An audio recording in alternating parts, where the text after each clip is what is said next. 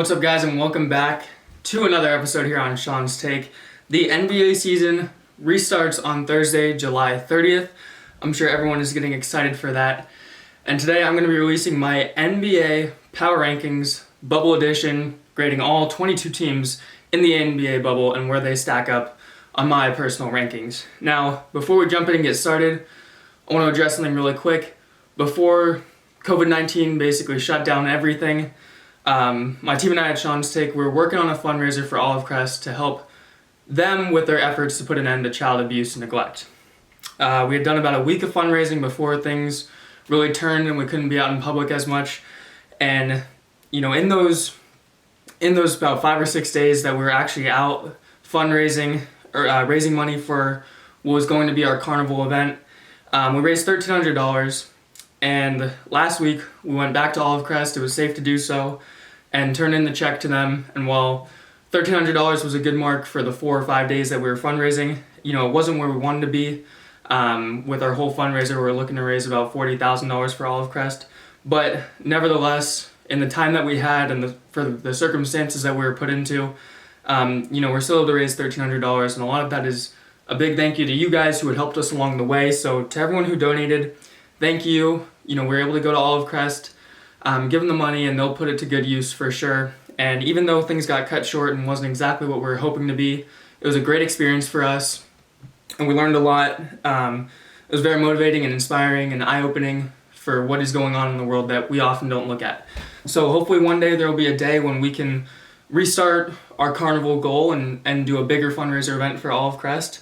But for what the circumstances we were put into, we still had a successful mission on giving Olive Crest a donation.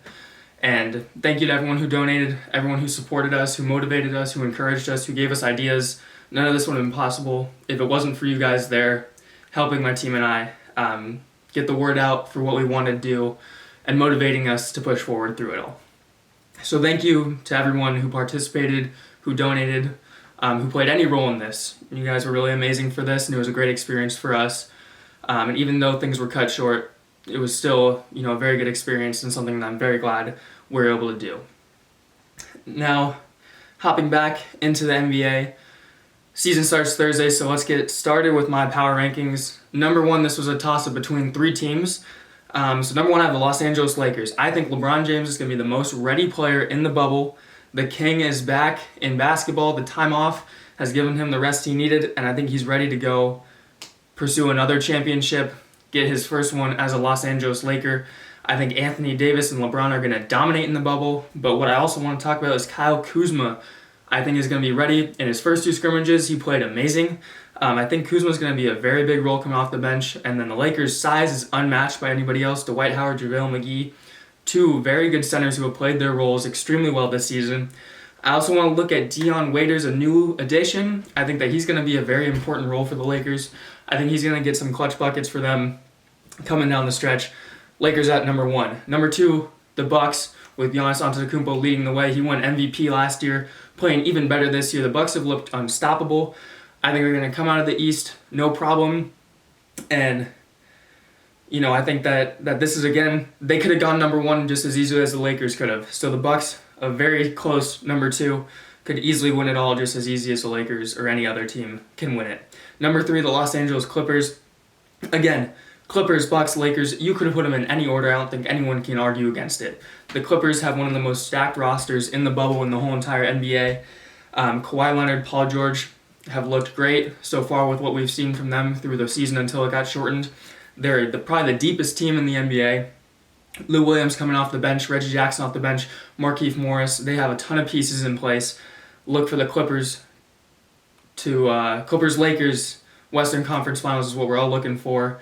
Be a great series, but the Clippers can win it just as easily as the Lakers or the Bucks or any other team. At number 4, coming in at number 4, I have the Boston Celtics. I think this is a team that is being slept on big time. Jaylen Brown, Jason Tatum, Kemba Walker all averaged above 20 points before the season got shut down. They were the only team in the NBA to have 3 players averaging 20 or more. Gordon Hayward has been playing amazing. He was injured, coming off the bad injury last year. He's looking great again this year. Again, I think the Celtics have a deep rotation. They're a very strong team, and I think they're going to surprise some people with how good they are. I think they've been a team that hasn't been talked about enough. I think they're going to make some noise in the playoffs. Number 5 are the Toronto Raptors. After Kawhi Leonard, people thought the Raptors were going to fall off. They have the second best record in the East, surprising everybody with what they've done. Pascal Siakam has blossomed into a star, and the Raptors are a very tough team, play very good fundamental basketball. They're going to be another team that gives a lot of trouble to the Bucks and the Celtics in the East. At number 6, the Houston Rockets. They might be my sleeper team of the playoffs. I don't think people are expecting the Rockets to come out as well as they're going to. I think Russell Westbrook and James Harden benefited the most out of anybody in the NBA with this time off. Their usage rates are through the roof, so it gives their legs a rest, gives them rejuvenated, and they're going to come in firing. And I think the Rockets also, one thing that needs to go notice with their small ball lineup, they're one of the hardest teams to prepare for in the NBA, especially on a short notice. So I think they're going to surprise some teams. I think they're going to make a run in the playoffs. I'm hoping for them. They don't have to face the Lakers or Clippers in the first or second round of the playoffs. So hopefully they can get up to that number 3 seed, have a little bit easier of a schedule, and really make some noise in the Western Conference. Following the Rockets at number 7, I have the Denver Nuggets, another team kind of like the Celtics, not talked about enough. Nuggets, every man on that team, very solid. They have a very solid rotation. They're not going to make a ton of mistakes. Very fundamentally good. So I think that, Nikola Jokic is going to lead that squad. And again, a team nobody wants to play in the first round. The Nuggets are going to make some noise. They have a good enough team to make a run at this. So we'll see how they put it together. Following them, at number 8, we have the Dallas Mavericks. Luka Doncic, as I've talked about before on previous episodes, is going to be the face of the NBA for the future. I think he's going to come into the bubble and show exactly what he's capable of. The Mavericks aren't a team I think can win the championship, but I think are going to make a lot of noise in the playoffs, and whatever their seed is, if they play the Clippers in the first round, I think they'll get a game or two on them. I think Doncic and Porzingis are going to show what the future is in Dallas, throughout the bubble, their time in the bubble, and I think that they're a really scary team that nobody's going to want to face in the first round.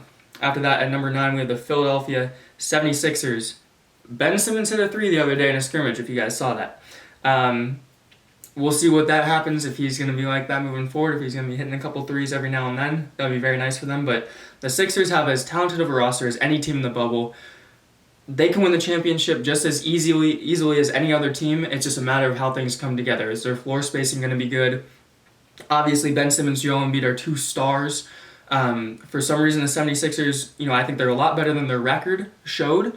And I think if they really put things together, they can make a run at the championship just as easily as any other team in the bubble. At number 10, we have the Miami Heat.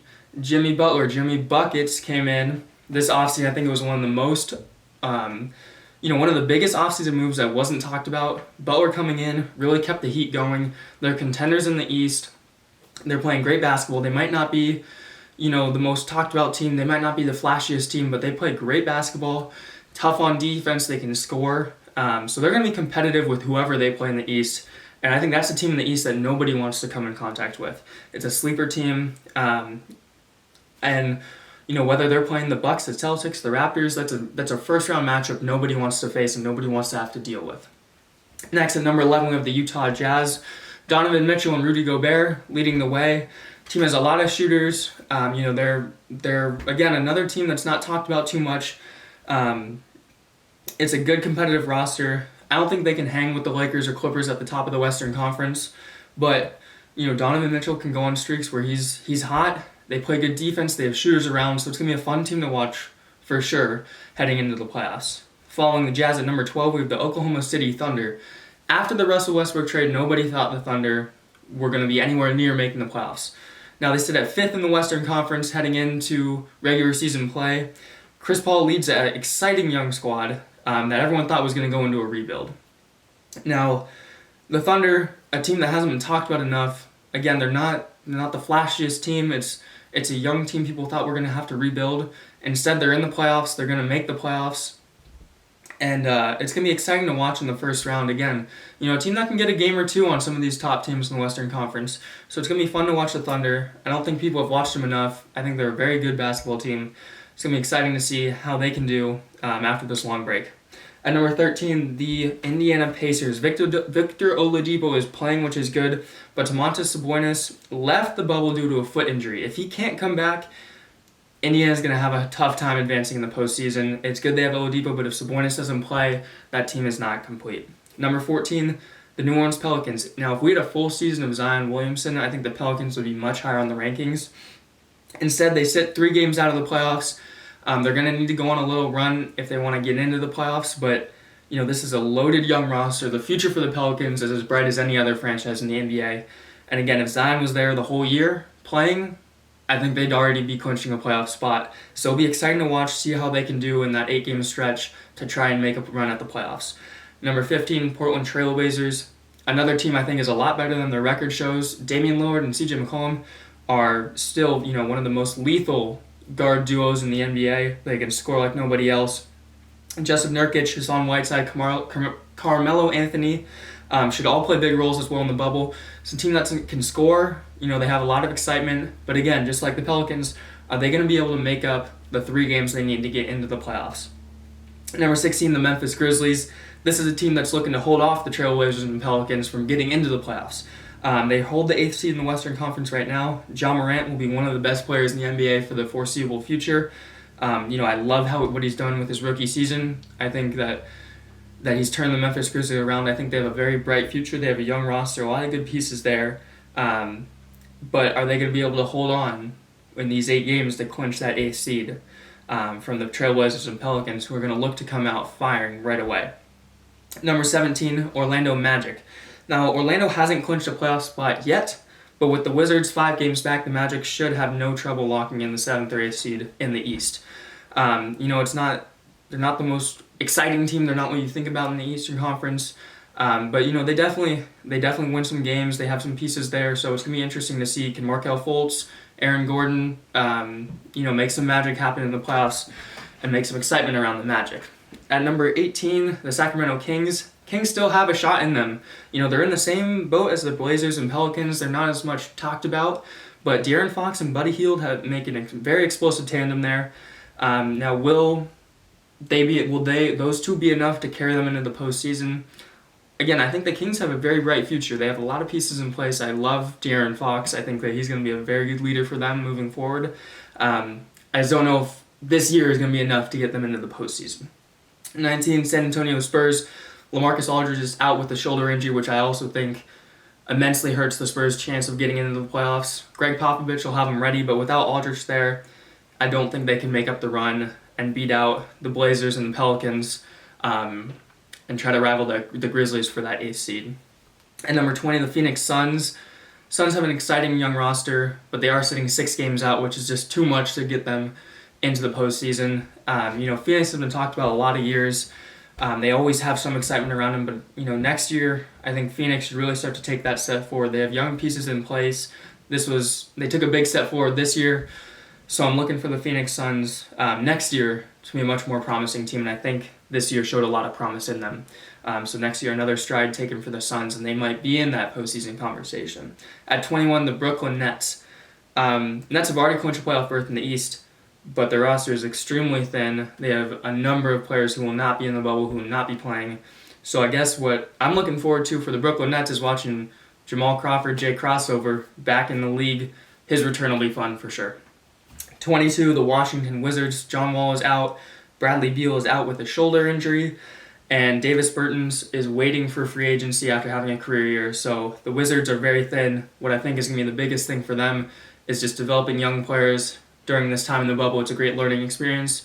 And next year, with that more healthy roster, seeing what they do in free agency, Wizards should be back in a better situation. But credit to them for having an injury-riddled season, still being in playoff contention, but just with all the injuries and the absences in the bubble, I don't think they'll be able to make up the deficit for the 8th seed in the Eastern Conference. So that concludes the 22-team Power Rankings Bubble Edition. I'm very excited to see the NBA return on the 30th. I don't know if you guys have been watching the scrimmages, but it has been very nice to see basketball highlights back. Whether you're watching on TV, on social media, Instagram, Twitter, seeing basketball back in action has been one of the best things. Hope you guys are enjoying the return to sports. NHL starts up soon. MLB had its opening weekend, and it has been exciting to see sports back on national TV and watching live sports again. Now, we'll be talking more and more about the NBA as the season hits 30 on the 30th. So I look forward to seeing what you guys have to think about my power rankings. Comment if you agree, disagree, how you think they look. Who do you think is going to be the team that can make a run at the championship in the bubble? Looking forward to getting back into sports. It is going to be a great time watching sports again, hearing about sports, talking about sports. This is what we all have wanted and all have been waiting for. So I hope you guys enjoy the opener on Thursday with the Pelicans and Jazz in the first game and the Lakers and Clippers in the second game. And I look forward to seeing what you guys think, and I look forward to getting back to watching some live professional basketball again. Thank you guys for joining me on this episode. Make sure to like and subscribe. Make sure to follow me at ShaunsTake on Instagram and Twitter. And always message me your thoughts on what's going on in sports. I'd love to talk with you. I'd love to hear what you have to think about the world of sports. Thank you for watching, and we'll see you next time.